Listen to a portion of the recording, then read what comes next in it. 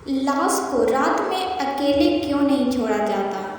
गरुड़ पुराण का रहस्य। गरुड़ पुराण के अनुसार मृत्यु के तुरंत बाद आत्मा अपनी देह से अलग हो जाती है, लेकिन कुछ समय तक उसका मोह शरीर और परिवार से बना रह सकता है।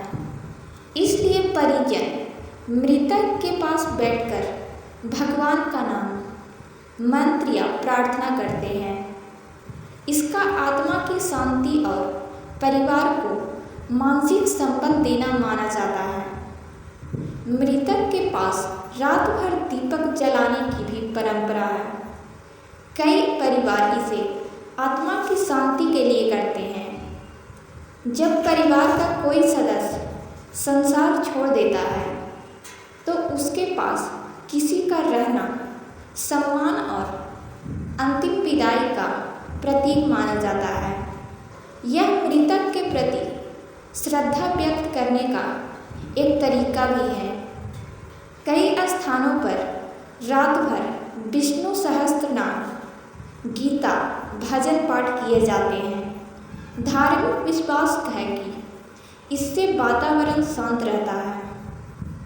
लोक मान्यताओं में कई प्रकार की बातें कही जाती है, जैसे कि यदि सबको अकेला छोड़ दिया जाए तो अशुभ हो सकती है, लेकिन गरुड़ पुराण में ऐसी प्रत्यक्ष वर्णन नहीं मिलता।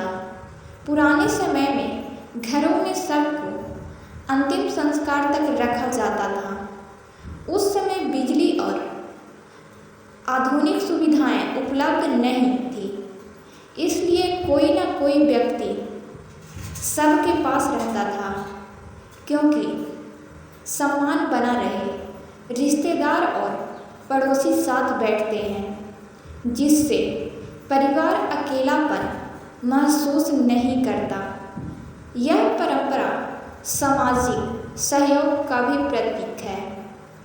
रात में परिजन अंतिम संस्कार की तैयारियां करते हैं, आने वाले रिश्तेदारों का इंतजार करते हैं और सुबह की व्यवस्था बनाते हैं। इस कारण भी सबके पास किसी का होना सामान्य माना जाता है। मृतक शरीर को अकेला छोड़ना उचित नहीं माना गया। यह मृतक के प्रति सम्मान और परिवार की जिम्मेदारी को है। गरुड़ पुराण में मृत्यु के बाद धर्म, कर्म, आत्मा और अंतिम संस्कार का वर्णन मिलता है। इसलिए रात में सबको अकेला नहीं छोड़ना।